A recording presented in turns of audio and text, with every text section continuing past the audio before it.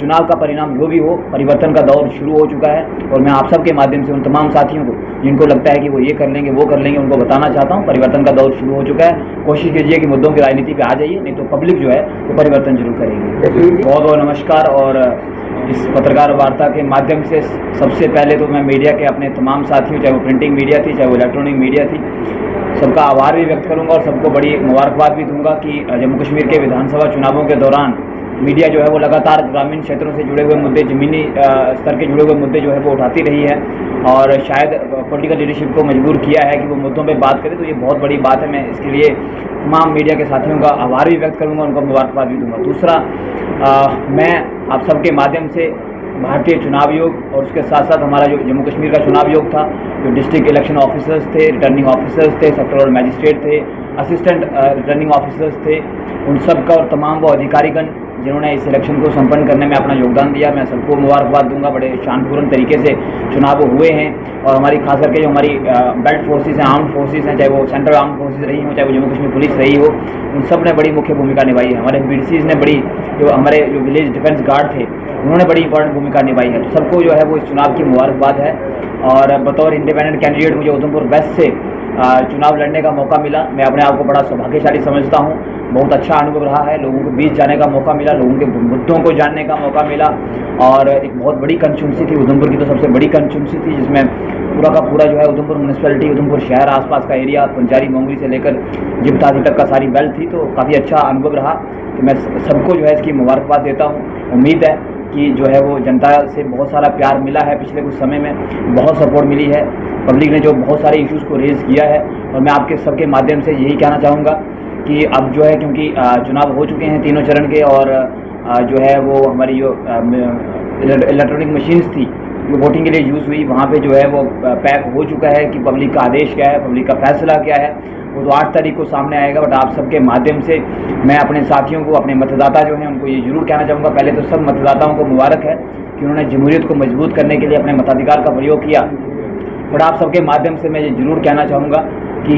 जो मुझे मौका मिला है इस चुनाव में उतरने का, मैं ये आश्वस्त करूँगा अपने लोगों को कि चुनाव का परिणाम, उसकी हमें पूरी उम्मीद है कि 8 तारीख को हमें जनमत मिलेगा और पब्लिक जो है आदेश देगी, अपनी सेवा का मौका देगी। पर चुनाव का परिणाम कुछ भी हो, उससे इतना फर्क नहीं पड़ेगा। जो है हमारे पब्लिक के प्रति जो कमिटमेंट्स हैं, हमारी जो निष्ठा है, जो हमारी काम के प्रति लगन है, तो जनता के द्वारा उठाए गए वो तमाम मुद्दे जिनसे हमारी बात हुई है, जिन पे हमने बात की है, उन पे हम लगातार काम करेंगे। चाहे वो ग्रामीण क्षेत्रों के मुद्दे हों, चाहे वो शहरी क्षेत्रों के मुद्दे हों। हमारी पूरी कमिटमेंट है कि हम ग्रामीण क्षेत्रों में जो है वो शिक्षा, स्वास्थ्य जैसी सुविधाएँ और बेहतर ट्रांसपोर्ट के लिए काम करेंगे। और उसके साथ साथ जो हमारा शहरी है, खासकर जो उधमपुर का शहर है, इसको एक आधुनिक शहर बनाने के लिए, इसको खूबसूरत शहर बनाने के लिए हमारा काम जारी रहेगा। उम्मीद है कि लोगों ने जो है वो जो है सपोर्ट किया होगा, साथ किया होगा, तो इसके लिए हम लगातार काम करेंगे। बाकी जो है वो काफ़ी सारी नई चीज़ें सीखने को मिली हैं, कुछ सजेशंस भी हैं, खास करके चुनाव आयोग के लिए, भारतीय चुनाव आयोग के लिए, क्योंकि पिछले दिनों जैसा कि हम सब ने देखा कि काफ़ी सारी कमेटीज़ का गठन हुआ था। वन नेशन वन इलेक्शन पे भी जो है वो चर्चा की है, जिसने बहुत सारी इलेक्शन से जुड़े हुए मुद्दे ऐसे हैं जिन पर चर्चा हो रही है। बट एक सलाह मेरी तरफ से भी है, और वो ये है कि अगर हम देखें, स्वीप की काफ़ी सारी एक्टिविटीज़ रही जिसमें कि वोटर्स को अवेयर करने की कोशिश की गई, लेकिन हकीकत यह है कि तमाम कोशिशों के बाद भी वोट परसेंटेज में सुधार तो हुआ है। लेकिन एक मजबूत जमहूरियत वाले लोकतंत्र के लिए हम चाहते हैं कि भारत का लोकतंत्र और मजबूत हो, ज़मीनी लोकतंत्र और मजबूत हो।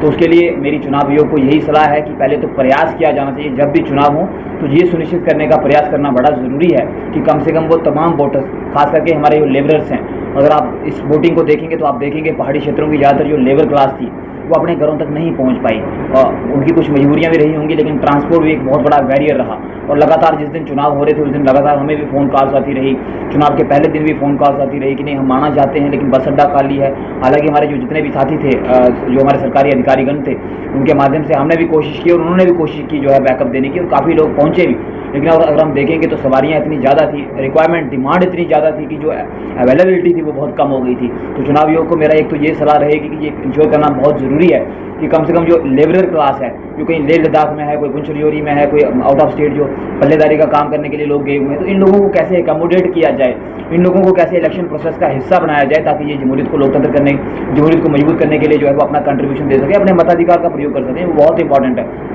दूसरी, मैं जरूर चाहूँगा कि चुनाव आयोग कम से कम इस पे मंथन करे कि जो है जो रजिस्टर्ड लेबर क्लास है, क्या कुछ ऐसा भविष्य में किया जा सकता है कि जिसके माध्यम से उनका जो वोट है, जैसे जो है सरकारी अधिकारीगण जो है वो अपना वोट कास्ट करते हैं, चाहे वो इंडियन आर्म्ड फोर्सेस हो चाहे कोई भी हो, तो वैसे ही जो हमारी रजिस्टर्ड लेबर क्लास है जो आउट ऑफ स्टेट एटलीस्ट जो है वो काम कर रही है, तो उनका भी वोट कास्ट हो सके। मुझे लगता है कि इस पर काम करने की ज़रूरत है और आने वाले दिनों में मुझे पूरा विश्वास है कि इस पर काम होगा। और एक और चीज़, वो खास चीज़ ये है कि एक अच्छा अनुभव मुझे ये रहा, हमारी तो कोशिश थी कि मुद्दों पर चुनाव लड़ें और हमने लगातार मुद्दों को उठाया है और मुझे पूरा विश्वास है कि चुनाव आयोग के पास कम से कम हमारे खिलाफ तो कोई शिकायत नहीं पहुंची होगी और ना ही पब्लिक को कोई शिकायत होगी। लेकिन मुझे व्यक्तिगत अनुभव रहा, काफ़ी सारे मेरे साथियों को, कार्यकर्ताओं को भी बहुत सारे थ्रेट्स दिए गए, बहुत सारे जो है वो चीज़ें जो इस चुनाव में हुई हैं जो मैं पब्लिकली नहीं कहना चाहूँगा, बट ये जरूर कहूँगा कि चुनाव का परिणाम जो भी हो, परिवर्तन का दौर शुरू हो चुका है और मैं आप सबके माध्यम से उन तमाम साथियों को जिनको लगता है कि वो ये कर लेंगे वो कर लेंगे, उनको बताना चाहता हूँ परिवर्तन का दौर शुरू हो चुका है। कोशिश कीजिए कि मुद्दों की राजनीति पे आ जाइए, नहीं तो पब्लिक जो है वो परिवर्तन जरूर करेगी। निश्चित तौर पर हम एक अच्छी फाइट में हैं और मुझे पूरा विश्वास है। अब निर्भर करता है कि देवक नगरी ने कितना आशीर्वाद दिया है और मैंने तो यकीन किया है विज़न पे, सोच पे, इसके अतिरिक्त तो था नहीं मेरे पास देवक नगरी को कुछ देने के लिए, पर विज़न और सोच जरूर थी कि अगले 5 वर्षों में जो है वो इसको जो है वो आधुनिक शहर बनाएंगे और एक मेगा कमर्शियल सेंटर बनाएंगे। क्योंकि